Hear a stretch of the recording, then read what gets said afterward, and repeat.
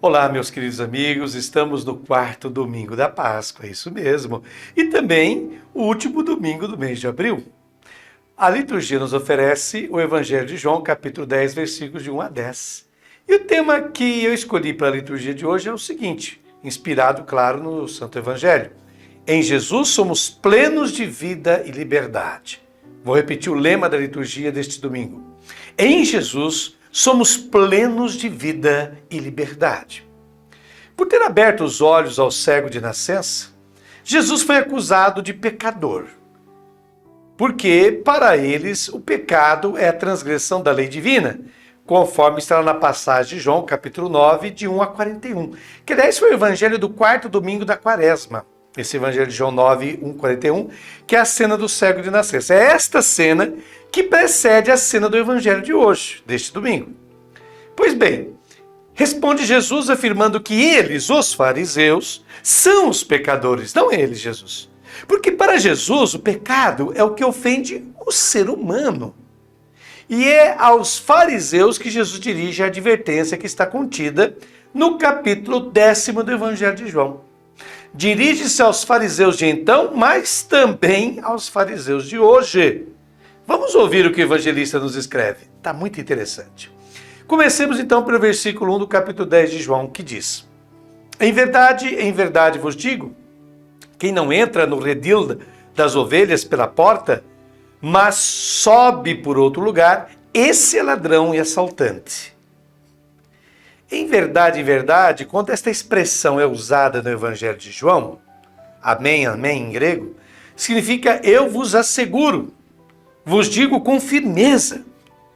Vos digo, então ele está discursando para os fariseus, que ele estava conversando com os fariseus e continua essa conversa com os fariseus. Né? Vos digo a quem? Aos fariseus. Quem não entra no redil, e aqui atenção, redil. Aqui o evangelista, para o termo cercado, usou aquele que se usa não para as ovelhas, mas para o átrio do templo. Aulê, a palavra grega aulê, que significava o pátio do templo, a esplanada do templo, né? Então, aqui ele quer fazer as pessoas entenderem que, atenção, não se trata de cercas e ovelhas, mas eu estou falando de uma questão que envolve pessoas e instituição religiosa. Jesus é muito claro, está falando aos fariseus, vocês são ladrões porque vocês se apoderaram do povo de Deus. Jesus era o Deus, era o verdadeiro pastor, e acima de tudo vocês são bandidos, porque vocês usaram de violência para subjugar esse povo. É essa acusação que Jesus Cristo está dirigindo aos fariseus. No fundo da denúncia de Jesus está toda a acusação que o profeta Ezequiel, especialmente no capítulo 34, faz contra os pastores que governam o rebanho, apenas para seu próprio interesse, para sua própria comodidade, e não estão interessados no bem e no bem-estar das ovelhas. Prossigamos então, agora o capítulo 10, versículos de 2 a 3. Quem, porém, entra pela porta é o pastor das ovelhas. Para este o porteiro abre, as ovelhas escutam a sua voz. Jesus afirma ser como Deus, o verdadeiro pastor de seu povo. Por que as ovelhas ouvem sua voz? Porque reconhecem na voz de Jesus a resposta à necessidade, ao desejo de plenitude de vida que cada pessoa traz dentro de si. Prossigamos. Segunda parte do versículo 3 até o versículo 4 diz: ele chama cada uma pelo nome e as leva para fora. E depois de conduzir para fora todas que são suas, ele caminha à frente e as ovelhas o seguem porque conhecem sua voz. Jesus não tem uma relação com a multidão, com a massa, com o rebanho, mas Jesus tem uma relação especial com cada indivíduo, com cada ovelha. E ele as leva para fora. O verbo usado aqui pelo evangelista é o mesmo que foi empregado no livro do Êxodo, para indicar a libertação da escravidão, rumo à terra da liberdade. Depois de conduzir para fora, literalmente expulsar todas as que são suas, então veja bem, Jesus expulsa as ovelhas desse redil E Jesus, no episódio da entrada em Jerusalém, já havia expulsado as ovelhas do templo. Aqui Jesus liberta as ovelhas do recinto da instituição religiosa, porque é a esse recinto que está se fazendo menção, e não um cercadinho de ovelhas qualquer. A menção é ao recinto. Então Jesus expulsa, ele tira as suas ovelhas do recinto da instituição religiosa, do templo, mas não as encerra em outro recinto. Ainda que melhor, concede-lhes plena liberdade. Isso é um detalhe importante. Prossigamos. Nos versículos 5 a 6 do capítulo 10 de João, lemos: A um estranho, porém, não seguem, mas fogem dele, porque não conhecem a voz dos estranhos. Tal foi a comparação que Jesus lhes propôs, mas eles não entenderam o que ele queria dizer. Essa palavra de Jesus não é uma constatação, é um conselho que ele dá. Mas fogem dele. Devemos fugir destes que se apresentam como pastores e, ao contrário, como veremos, são apenas lobos vorazes. As ovelhas conhecem a voz de quem as ama e não de quem as quer explorar. Reconhecem a voz dos falsos pastores. Reconhecem o desejo de poder, o desejo de dominação que há em muitas pessoas que se dizem pastores do povo de Deus. E diz também o evangelista: tal foi a comparação que Jesus lhes propôs. Portanto, Jesus se dirige aos fariseus. No entanto, aqui temos uma surpresa. O evangelista constata: mas eles não entenderam o que ele queria dizer. Como não? Eles podem não entender essas palavras tão diretas de Jesus? Simples. Porque não são suas ovelhas. Porque não são surdos, mas estão obstinados em sua tentação de poder, de ambição. Por isso não entendem a pregação de Jesus, ou não a querem entender, o que é pior. Prossigamos nos versículos 7 a 8 do Evangelho de João. Então Jesus tornou a falar: em verdade vos digo, eu sou a porta das ovelhas. Todos quantos vieram antes de mim são ladrões e assaltantes, mas as ovelhas não os escutaram. Em verdade vos digo, eu sou. E quando se fala eu sou, esta é uma reivindicação do nome de Deus. Deus é o eu sou, como ele se revela no Gênesis, e aqui como Jesus se assume para si próprio, eu sou. Jesus diz, eu sou a porta, eu sou Deus, eu sou, a vossa vida. Então, portanto, a plenitude da condição divina que se manifesta em Jesus fica clara nessa expressão eu sou. Em seguida, Jesus reitera a acusação contra os líderes religiosos de terem se apoderado do rebanho que pertencia a Deus. Deus era o pastor e ter subjugado esse povo pela violência. Mas o evangelista coloca essa constatação: mas as ovelhas não os escutaram.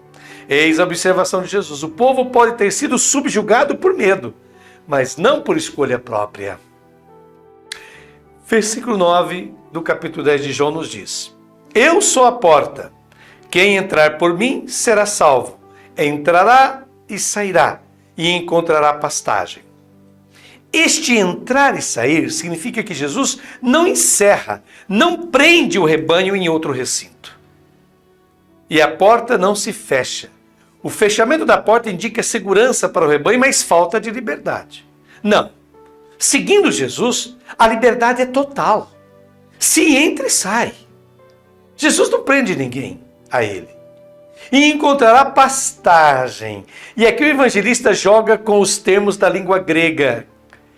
Pois pastagem, na língua grega, se fala nome, enquanto lei, sempre na língua grega, se diz nomos. Então, nome, pastagem, nomos, lei. Então, ele faz um jogo de palavras. Então, com Jesus não se encontra uma lei a obedecer, mas se encontra pastagem, isto é, alimento que dá vida. É isso que Cristo quer dizer. Finalmente, chegamos ao último versículo do Evangelho deste domingo, João capítulo 10, versículo 10. Que diz: o ladrão vem só para roubar, matar e destruir.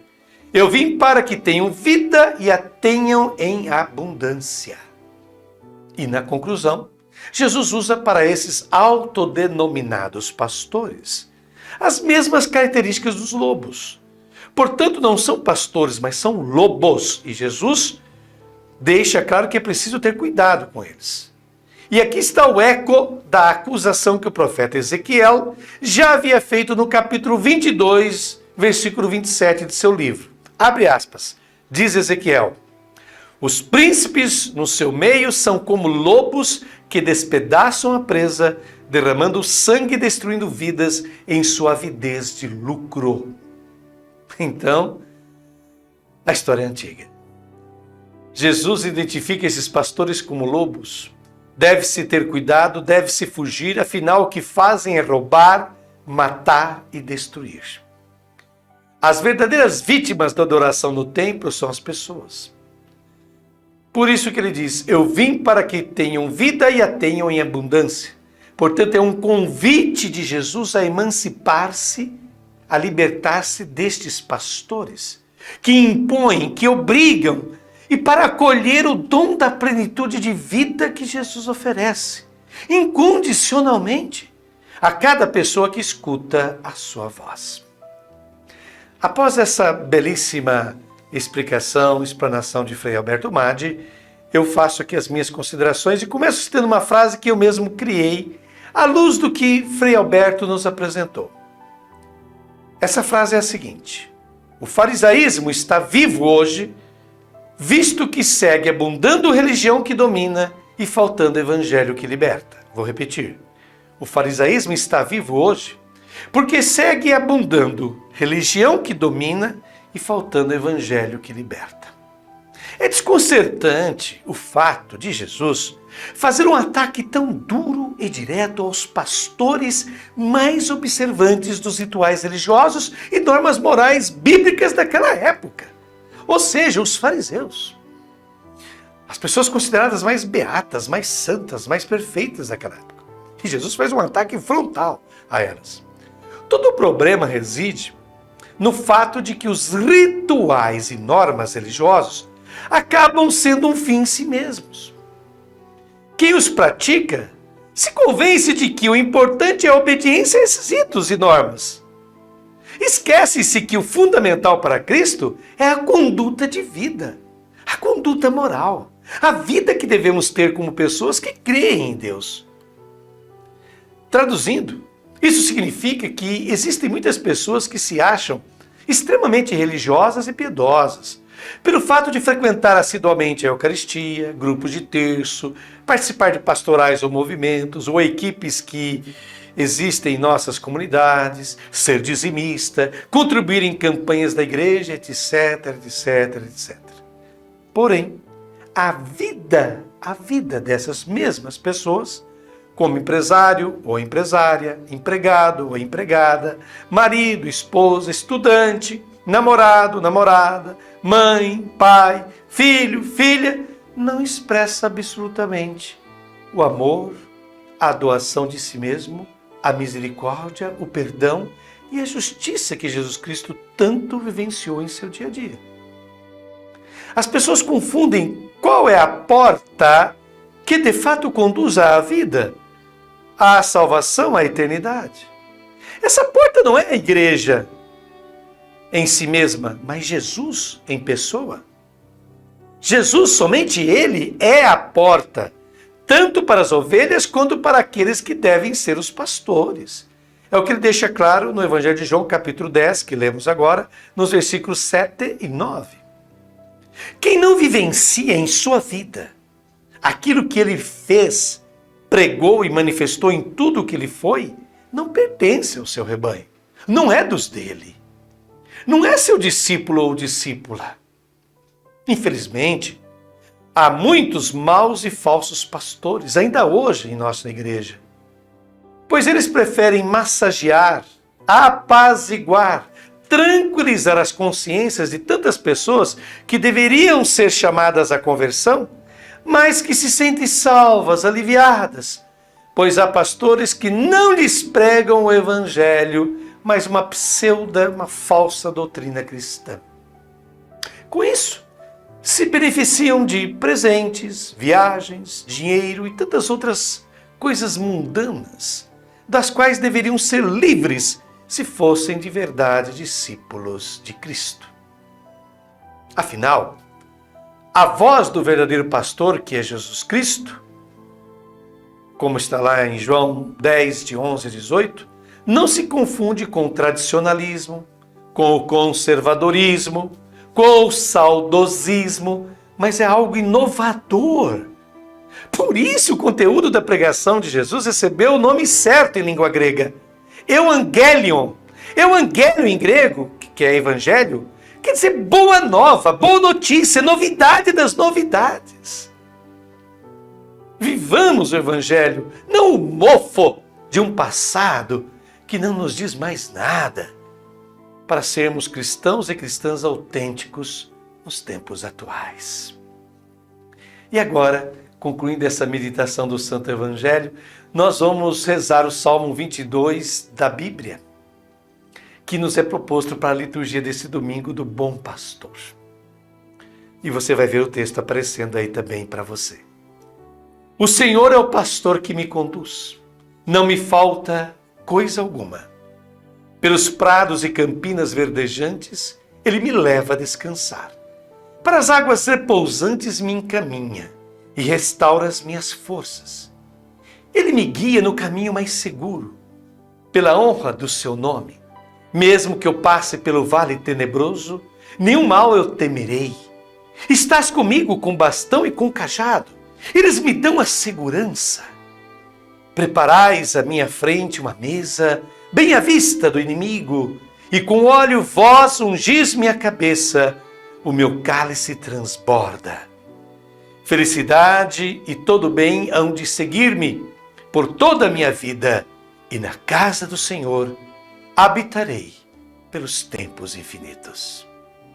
Que assim seja, que você, com todos os seus entes queridos, tenha um abençoado domingo. Obrigado por nos acompanhar aqui todos os finais de semana pela TV Canal 10 de Fernandópolis. Beijo no coração, fique em paz.